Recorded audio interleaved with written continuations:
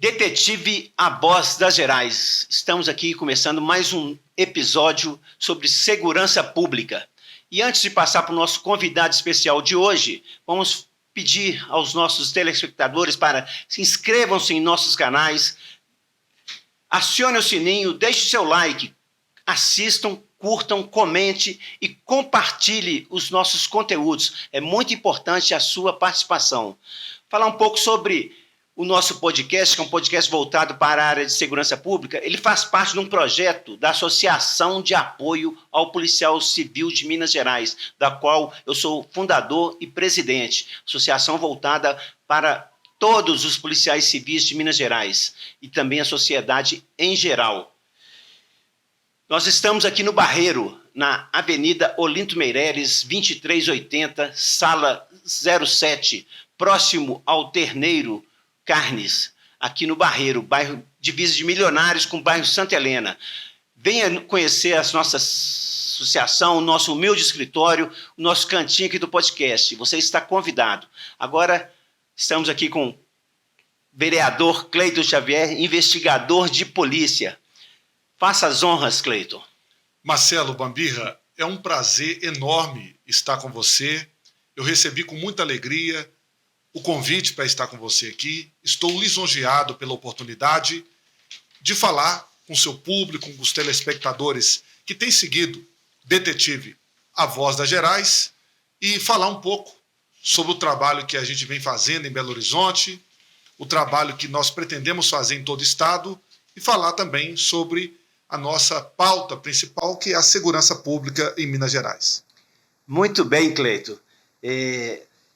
Você, como policial civil e vereador, nós vamos falar aqui sobre a nossa instituição, que o intuito nosso é valorizar não só a instituição num todo, mas também os personagens, quem está por trás, né? Cada policial, seja da ativa, seja aposentado, seja ex-policial, que estão em outras carreiras hoje, a gente tem um carinho muito grande. Nosso intuito é valorizar e divulgar o trabalho da Polícia Civil, que a Polícia Civil ela sempre esteve no topo e um lugar de destaque na área de segurança. E é muito importante a gente manter a Polícia Civil nesse patamar. Então, nós vamos falar aí sobre a Polícia Civil e também outros temas que é de muita relevância, que é o abuso infantil, que é uma das suas pautas, né? E sobre o autismo. Então, vamos começar aqui pelo abuso infantil. Parece que você tem um projeto específico nesse âmbito. Marcelo, eu até aproveito esse momento para te presentear com uma camisa da nossa rede de proteção, de prevenção e combate ao abuso sexual infantil. Te entrego em mão aqui. Esse trabalho, nós temos a participação do Ministério Público, do Tribunal de Justiça, Polícia Civil, Polícia Militar, Guarda Municipal, conselheiros tutelares, professores da rede pública e privada de ensino. Nós temos também pais e mães de crianças vítimas de abuso e também pais e mães e pessoas em geral que, assim como nós, temos grande repulsa com essa atrocidade que é o abuso sexual de crianças e adolescentes. Então essa rede de proteção, ela está posta, ativa, é uma rede que trabalha diuturnamente, de forma incansável, para poder encaminhar a vítima de abuso para os atendimentos específicos na área da psicologia e também buscar a punição para os predadores, para os pedófilos que insistem na prática desse crime asqueroso. Antes da gente entrar em mais detalhes sobre esse grande projeto seu, nós também temos, como é tradição aqui do nosso podcast, a nossa caneca personalizada, que foi feita há minutos atrás. É um presente, uma recordação da sua participação conosco aqui no nosso podcast. Nossa, muito obrigado, Marcelo. Eu fico muito agradecido por esse gesto de solidariedade, de carinho. E quem não gosta de ganhar presentes, né? Então, que Deus possa prosperar a sua vida, que Deus prospere o trabalho que você tem desempenhado, esse olhar de valorização para os nossos guerreiros e guerreiras da Polícia Civil em Minas Gerais. Muito obrigado. Eu que agradeço, Cleito. E podemos agora voltar ao assunto. Vamos falar mais um pouquinho sobre esse grande projeto de abuso infantil. Tem algumas informações a mais? Como que funciona? Como é que seria? O que a gente pode ajudar aqui em divulgar para os nossos telespectadores que possam conhecer mais desse projeto e poder participar a fundo? Marcelo, eu gostaria até de usar o seu programa para depois deixar os canais de comunicação de denúncia. O que tem nos assustado enquanto policiais é o aumento dos casos de abuso em todas as partes do Brasil, do Estado e de Belo Horizonte. E o que nos assusta não é só a escalada, o número de casos de abuso sexual, mas também a idade das vítimas. A cada dia que passa, nós temos uma diminuição da idade das vítimas de abuso sexual. Eu tenho falado nas palestras, eu tenho ido às escolas públicas e privadas fazendo um trabalho de prevenção. Geralmente os pais autorizam os seus filhos, os alunos, a participar das palestras. São palestras lúdicas, palestras com fantoche, com teatro, com música, onde nós ensinamos para a criança o que é o abuso a partir do princípio da educação sexual. Porque a criança, ela não deve ser sensual, mas a criança deve ter educação sexual. E falar de educação sexual no contexto familiar ainda é tabu, infelizmente. Então, os pais não sabem como introduzir o assunto de educação sexual para com seus filhos. A escola pode colaborar, a igreja, as instituições religiosas também podem colaborar, sim, nessa educação. Mas a obrigação da educação sexual é da família, é do pai, é da mãe, é do responsável pela criança. Só, Marcelo, que o seu tataravô, por exemplo, ele não falou com o seu bisavô sobre sexo. O seu bisavô não falou com seus avós. Os seus avós não falaram com seus pais. E eu tenho certeza que os seus pais tiveram muita dificuldade de falar com você sobre sexo na sua infância. Porque é um tabu instalado no seio familiar e os pais, eles conversam diversos assuntos com os filhos. Mas quando o assunto é educação sexual, há uma distância, um esfriamento, um receio de introduzir, de ensinar e mostrar, instruir a criança nesse aspecto. O tabu é tão grande que você nunca viu ninguém dar apelido para a orelha, dar apelido para o nariz, dar apelido para a boca, para a mão ou para qualquer parte do corpo. Mas quando é órgão genital do menino, quando é órgão genital da menina, o receio é tão grande que a gente coloca apelidinhos. Por exemplo, o menino não tem pênis. Aliás, é até feio falar pênis, é palavrão. O que o menino tem? É torneirinha, é piu-piu, é pauzinho, é rolinha e outros termos pejorativos que eles mesmos me contam nas palestras. A menina, ela não tem vagina. Aliás, falar vagina é palavrão, é vulgar. O que a menina tem? Tem pepequinha, tem florzinha, borboletinha, moranguinho, e aí vai. São termos pejorativos que os pedófilos amam usar. Porque quando o pedófilo quer ganhar a confiança da criança, ele usa desses termos até mesmo para que ele ganhe a confiança da vítima, da criança, no caso, e a criança não perceba a gravidade do abuso. Para que a criança não venha refletir isso para os seus responsáveis, então eles camuflam, eles são dissimulados e usam de diversas estratégias para poder ganhar a confiança da vítima. Então, nós temos feito esse trabalho de prevenção ao abuso. Muitas crianças, na hora da palestra, manifestam que estão sendo abusadas.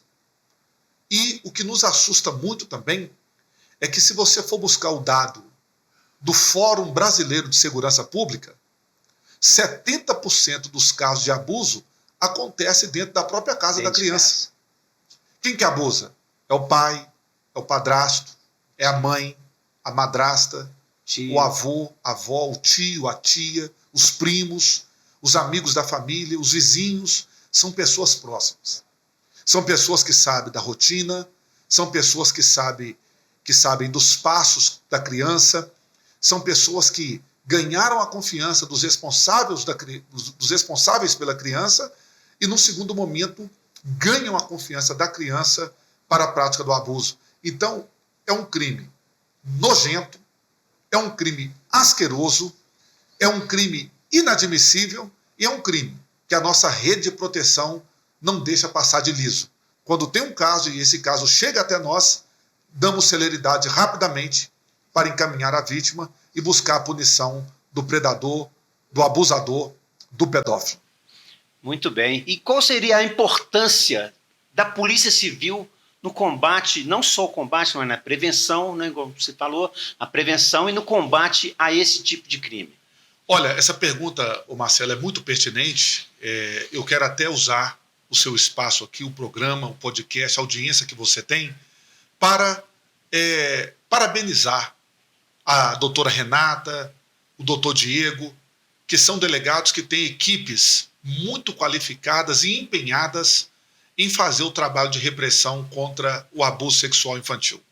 Eles são ali da DEPCA, né, da Delegacia Especializada de Proteção à Criança e ao Adolescente, e eles têm feito um trabalho brilhante. Aliás, a Polícia Civil, mesmo trabalhando em situações adversas, tem entregado um resultado espetacular para a população, sabe? Então, assim, eu citei os delegados da DEPCA e também as equipes de investigadores e todas as equipes, né, que são compostas não só por delegado e investigador, mas tem também os escrivães, tem também os técnicos assistentes, tem os analistas também, ou seja, tem toda uma equipe. Tudo um aparato, né? Todo um aparato estruturada dentro do possível para poder fazer o trabalho de investigação. E esse trabalho, ele tem sido desempenhado, Marcelo, em todo o Estado, com muita eficiência. A gente trabalha com muita diversidade por causa de falta de estrutura na Polícia Civil, sobretudo até estrutura de pessoal. Mas nós temos feito esse trabalho de investigação em todo o Estado, em todas as regiões dos estados, do nosso Estado. Todos os departamentos de polícia têm feito um trabalho de investigação e de repressão ao abuso sexual, porque os casos aumentaram muito. Então, os delegados têm relatado os inquéritos com muita precisão, têm feito os indiciamentos, e a rede de proteção é justamente isso. Todos os órgãos estão integrados, trabalhando com muito afinco, com muita responsabilidade, com muita eficiência, e logo após o procedimento sai da delegacia e aporta no Ministério Público, os promotores que trabalham nas promotorias de defesa das crianças têm feito o trabalho também de denúncia, a Justiça também tem procurado, dentro da medida do possível, dar celeridade nas ações penais, né? na persecução penal das ações. Então, assim, na mesma escalada do crescimento dos casos de abuso, eu tenho visto também a rede de proteção, seja ela no âmbito municipal ou no âmbito estadual, trabalhando com muita eficiência para poder, como eu disse outrora, encaminhar a vítima do abuso, porque o prejuízo psicológico e emocional de um abuso é extremamente destrutivo para a vítima, a depender da idade da vítima, e outra, muitas das vezes até irreparável trauma que o abuso provoca na vítima. Então a gente tem essa preocupação no primeiro momento com a vítima e no segundo momento com o abusador, para que ele possa responder nos termos da lei. Muito bem. Você falou sobre a equipe da DEPCA. Fica aqui um convite para o titular, o delegado titular, o inspetor, o inspetor Euler tem feito um grande trabalho lá. O inspetor Euler, os delegados... A doutora Renata, o doutor Diego. Doutora Renata, o doutor Diego. Tem vários outros delegados lá da equipe. Os inspetores, a toda a equipe, o convite aqui para, no momento oportuno, vierem aqui trazer mais informações, que é muito importante, né? Eles como policiais que atuam diretamente na linha de frente, né? Na linha de frente ao combate ao abuso infantil, que eles possam trazer novas informações, que é um tema muito importante, de extrema necessidade para divulgar para toda a sociedade. Muito importante, sim. O convite está feito, viu? Bom, Cleiton, vamos falar agora um pouco sobre outro tema que é importante, que é bandeira sua também, tem um projeto sobre o autismo. O que você pode nos falar sobre isso? Como é que está esse projeto? Marcelo, assim como na rede de proteção, de prevenção e combate ao abuso sexual, nós criamos também uma rede de apoio para ajudar as famílias atípicas de Belo Horizonte. Nós temos falado muito no autismo, né? No TEA, né? Que é o transtorno do espectro autista, que não é uma doença. Muitas pessoas acham que é uma doença. O autismo não é uma doença. O autismo é uma condição, tá? É um distúrbio, é um transtorno do espectro autista, ou seja, é uma condição que acomete uma pessoa e que esse transtorno não vai trazer características físicas para a pessoa. Então, você não tem capacidade, eu não tenho capacidade de olhar uma pessoa e a característica física dela me indicar que ela tem o TEA.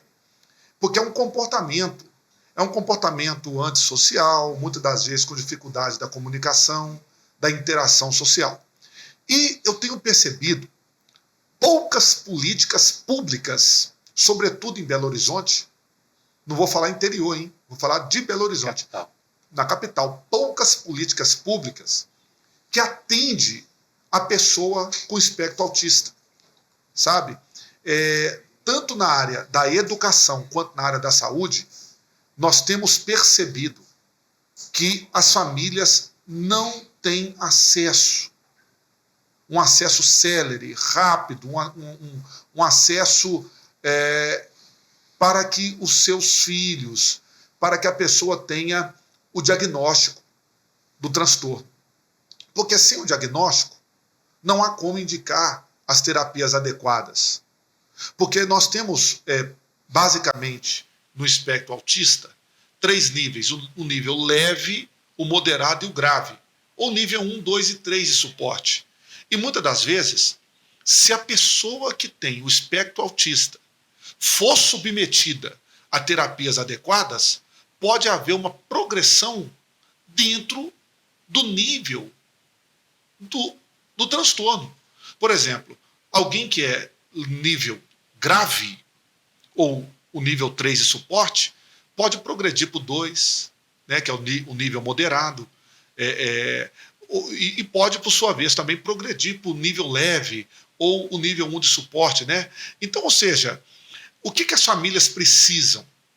Precisa de suporte, precisa de apoio, precisa de políticas públicas eficientes para que a criança seja ela atendida dentro do ambiente escolar, sem discriminação, sem bullying e com inclusão de verdade, com uma equipe preparada, um terapeuta ocupacional que de fato entenda do transtorno para poder ajudar aquela criança. Para quê? Para que aquela criança, no ambiente escolar, não tenha prejuízo pedagógico do seu desenvolvimento. Porque o que tem acontecido em Belo Horizonte hoje? A família que tem uma criança com espectro autista matricula o seu filho, a sua filha na escola, e aí o que acontece? Leva o diagnóstico, né, tem um laudo e etc. Mas aí quando aquela criança está em crise, a escola liga para os pais irem lá buscar a criança. Então a criança vem para casa, os pais não têm esse tempo, porque tem que trabalhar para levar o sustento para casa, e aí fica aquela questão, a criança não desenvolve de forma pedagógica, não desenvolve de forma cognitiva com qualidade, etc., porque está sem o acesso à educação, muitas das vezes a educação básica, e é um transtorno tremendo.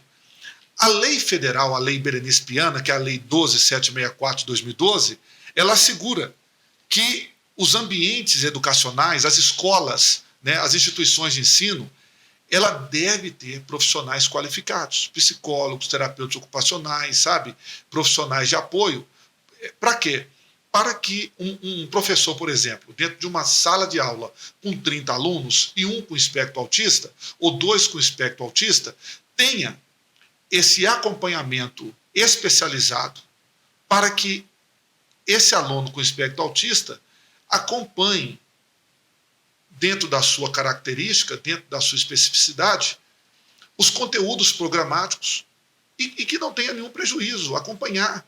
Existem alguns autistas de nível moderado e grave que vai necessitar do apoio, até mesmo para poder fazer a alimentação, para poder ir ao banheiro, para poder interagir, sabe? E sem sofrer o bullying, sem sofrer a discriminação que muitas das vezes nós temos percebido. E aí, se você me perguntar, Cleiton, mas o que causa o autismo? O autismo, ele não tem, assim, uma causa definida dentro da ciência que determina o que causa o autismo. A criança nasce nessa condição. Nasce. E hoje, a cada 18 nascimentos, né, ou a cada 18 crianças que nascem, uma vai nascer com espectro autista. Então, hoje, o que a gente precisa de diagnóstico.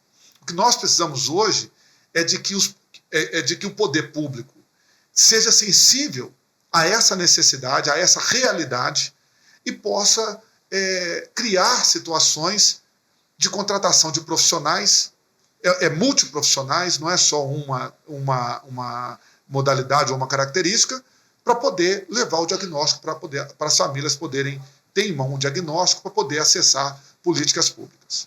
E a gente pode fazer um paralelo, ou então trazer para a área de segurança, em que poderia a polícia, os seus operadores de segurança, poderia ajudar nesse sentido?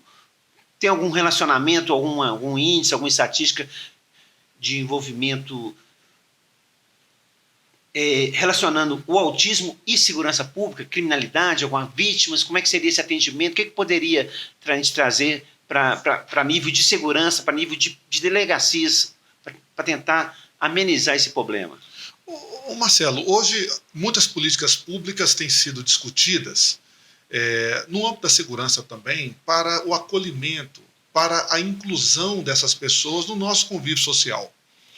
Então, as delegacias, elas podem também se preparar daqui para frente, para quê? Para ter um ambiente propício para receber toda a faixa etária de pessoas que têm o espectro autista e que vão precisar do auxílio de forças policiais. E o que acontece? Se nós não tivermos também um entendimento, um preparo, capacitação, a gente não vai saber como tratar essa pessoa com espectro autista no ambiente de segurança pública, no ambiente de delegacia, vamos dizer assim. E por outro lado também, nós, como operadores de segurança, nós podemos também fazer um trabalho de prevenção nos ambientes educacionais, que seria uma campanha preventiva de combate ao bullying. Né? O artigo 146A do Código Penal trouxe, claro, o legislador ele tipificou a conduta, né, do xingamento, da discriminação, etc., como uma prática criminosa que, infelizmente, nós temos visto em toda parte do Estado. Então, é importante, sim, que os nossos gestores de segurança pública do nosso Estado venha propiciar uma capacitação, informações para os policiais, para nós sabermos várias formas de poder incluir essas pessoas que muitas das vezes se sentem e de fato são discriminadas no nosso meio. Perfeito. Vamos passar para o nosso tópico final aqui, que também não é menos importante que os outros, que é falar sobre a Polícia Civil. Falar um pouquinho, fazer um raio-x da nossa Polícia Civil, não só na capital, mas em todos os municípios, né, no interior. Você está lá como segundo mandato como vereador, você é investigador de polícia, então você é uma pessoa que pode falar um pouquinho dos dois lados, né? O lado da polícia e o lado das autoridades, do governo, né? Que está sendo feito, quais os projetos que estão em andamento, o que pode melhorar, não só para os policiais, mas para a sociedade em geral, que a Polícia Civil possa a cada dia ter condições de fazer um serviço de excelência, que mesmo com os escassos recursos que a gente tem, a Polícia Civil tem superado, tem dado mais do que pode pela sociedade. Eu falo que somos profissionais de polícia, então Sim. A gente gosta da polícia, a gente vive a polícia 24 horas, então está no sangue. Os verdadeiros policiais, eles têm uma grande dedicação, mas em contrapartida a gente precisa ser mais valorizado, e esse que é o nosso intuito aqui. O que você pode nos adiantar? Qual que é a sua visão sobre a nossa instituição gloriosa Polícia Civil? A nossa bicentenária Polícia Civil, Polícia Judiciária, polícia que é extremamente respeitada, e era um sonho de criança. É um sonho que me acompanhou desde a minha infância. Eu me recordo que ainda na adolescência, o senhor que tem uma experiência muito grande dentro da polícia, e eu tenho muito para aprender com o senhor, inspetor Marcelo Bambirra. Eu via as viaturas do GRE, um grupo de resposta especial que nós tínhamos ali em meados de 2005. Então, no início da minha juventude, eu via as viaturas pretas do GRE passando em operações, etc. E aquilo brilhava nos meus olhos, eu falava, olha, um dia eu quero ser um policial. E aí tentei, né, o concurso de 2004 e tentei 2006. E quando foi 2008, Deus me abençoou que eu consegui passar no concurso. Eu sou do concurso de 2008, entrei em exercício em 2010, sou do módulo 2 da turma que formou na Cadepol em 2009. E aí, assim, foi a realização de um sonho. Já passei em outros concursos, mas eu não quis dar seguimento, ser nomeado, porque eu gosto de polícia. Como eu disse, é uma realização de um sonho.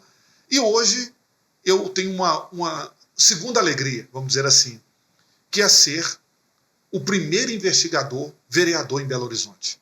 Então, a nossa capital, da importância que é, uma das maiores do país, eu ser o primeiro investigador da Polícia Civil ocupar uma cadeira no Parlamento Municipal. Isso me enche de alegria. Quando eu recebo os colegas lá no gabinete, eles se sentem em casa, eles se sentem como se estivesse dentro de uma inspetoria mesmo, de uma delegacia.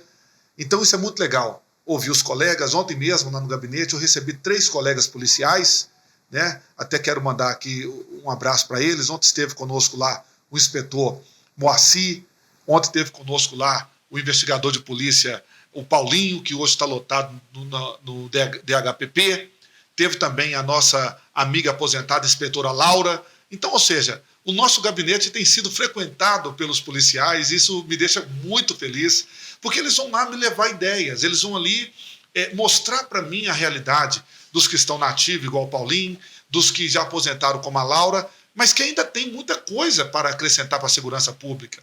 E a gente sabe, né, Marcelo, da nossa limitação constitucional de não poder fazer política pública no Parlamento Municipal para uma instituição como a Polícia Civil, que é de amplitude estadual.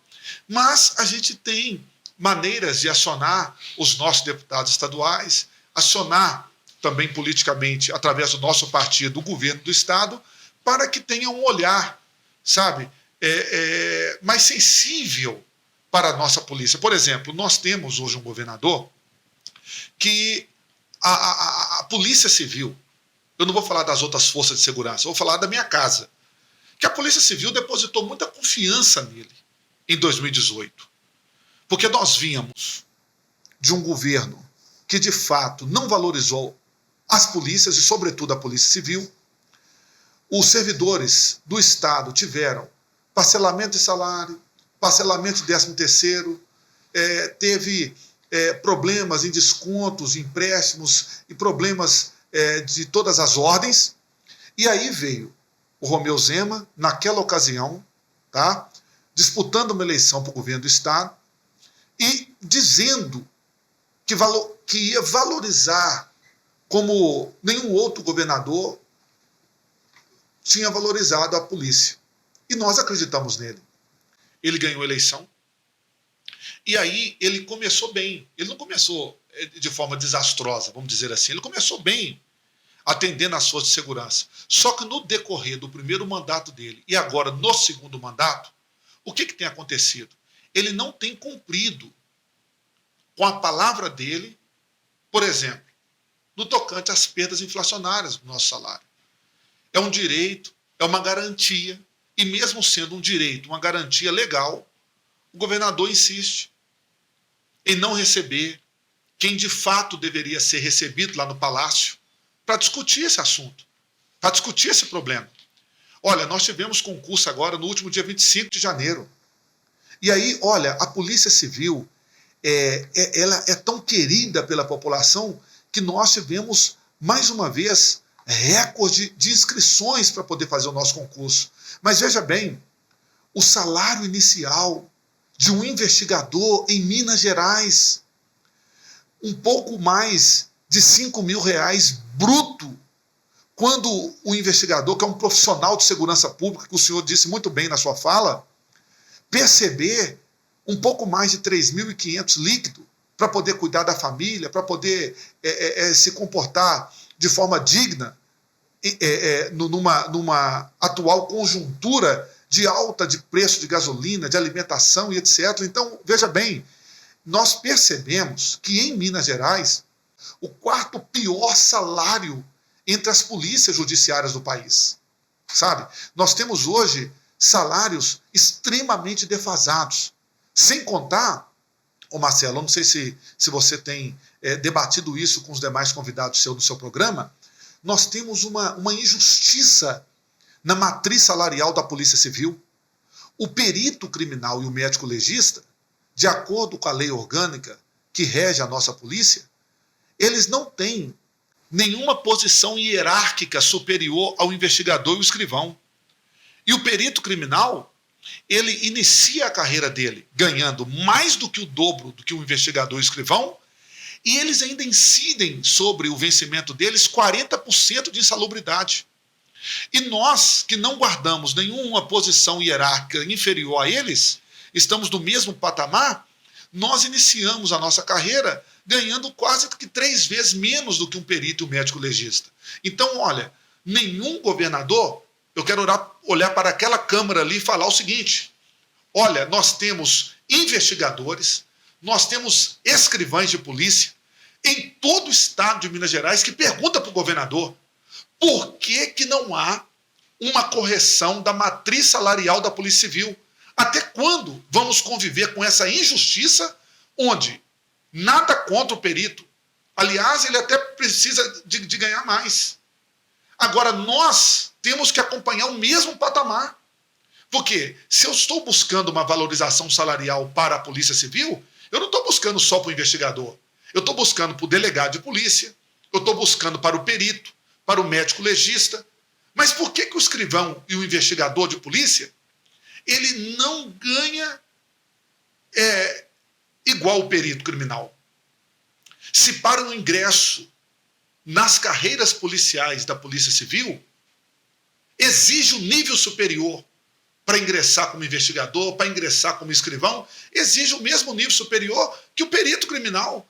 E por que o perito criminal ganha 3 vezes mais o vencimento, o 01 do contra-cheque, mais 40%, e o investigador e o escrivão ganha 3 vezes menos? Então é uma correção da matriz salarial que é uma injustiça. Uma discrepância, né? É uma discrepância, é uma coisa absurda. E mesmo assim, a Polícia Civil apresentando um resultado espetacular para a população. Então fica aqui, até em forma de desabafo, Marcelo, você me perdoa a maneira como eu falei, que eu fico exaltado, porque nós precisamos, quem estiver na Assembleia e diz representar a Polícia Civil, deve levar ao governador, dentre várias posições reivindicatórias, vamos dizer assim, dentro da pauta reivindicatória, dentre várias coisas que nós precisamos discutir com o governador, talvez uma das mais importantes seja a correção da matriz salarial. Olha, o governador tem que olhar para o delegado de polícia também. Eu não vou falar só da base, não. Os delegados de polícia, que têm um estatuto próprio, que têm um reconhecimento da carreira jurídica, que não guarda também nenhuma posição inferior hierarquicamente da magistratura, do Ministério Público, da Defensoria Pública. Iniciar uma carreira em Minas Gerais ganhando 12 mil reais, sendo que o Ministério Público, a magistratura, a Defensoria Pública é quase 3 vezes ou 2 vezes e meia o que ganha o delegado de polícia aqui. E se o delegado acompanhasse o salário da magistratura, do MP e da Defensoria, o salário da base também acompanharia de forma proporcional o salário do delegado. Então, o que a gente tem que fazer? Juntar delegado de polícia, investigador, escrivão, médico, perito, não ficar um puxando a corda, cada um para um lado, unir forças e apresentar uma pauta reivindicatória séria e esse governador receber quem de direito para poder discutir isso na mesa de negociação. Sem usar de politicagem, sem usar parlamentares que quer usar a Polícia Civil como trampolim, porque às vezes o governador, eu já ouvi isso, lá no Palácio, eu já ouvi isso, que muitas das vezes o governador não recebe porque quem está puxando tem interesse meramente político, de autopromoção em cima de questões sérias de nossa pauta reivindicatória. Então, fica aqui o meu desabafo e dizer que para a justiça imperar no meio da sociedade, nós precisamos de uma polícia judiciária, uma polícia civil estruturada e valorizada. Muito bem, Cleiton. Vou falar mais uma vez aqui sobre a nossa associação, viu, gente? Associação de Apoio ao Policial Civil de Minas Gerais.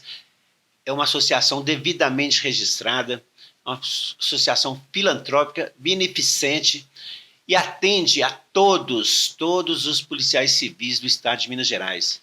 Não só da ativa, como aposentado, ex-policiais, familiares. Estamos aqui de portas abertas.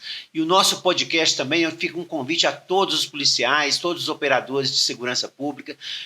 Venham debater com a gente aqui, vamos levar e valorizar a nossa classe, principalmente a base da Polícia Civil. Nós estamos de portas abertas aqui. Você, detetive, você, escrivão de polícia, você, delegado de polícia, também pode vir. Estamos aqui. Venha conhecer o nosso humilde escritório aqui no Barreiro, a nossa associação e o nosso cantinho aqui do podcast. Estamos de portas abertas e é muito importante, veja, a participação de cada um. Inscrevam-se em nossos canais, comentem, curtem, compartilhem, ativem o sininho. É muito importante, viu? Vamos divulgar a Polícia Civil e todos os policiais de Minas Gerais. Cleiton, as considerações finais aqui para a gente encerrar o nosso bate-papo aqui de hoje. Muito bom. Eu agradeço a sua presença aqui. Estamos aqui de portas abertas, se precisando, estamos aqui, sempre bem-vindo aqui. Marcelo, eu quero te agradecer mais uma vez e dizer para o seu telespectador, a Polícia Civil é uma polícia que, meio trabalhando nas adversidades, nas dificuldades estruturais, tem apresentado um resultado de muita qualidade para a população. A gente faz diuturnamente operações, trabalhando, entregando resultados, e eu gostaria que o governador tivesse uma sensibilidade no que eu vou dizer aqui agora.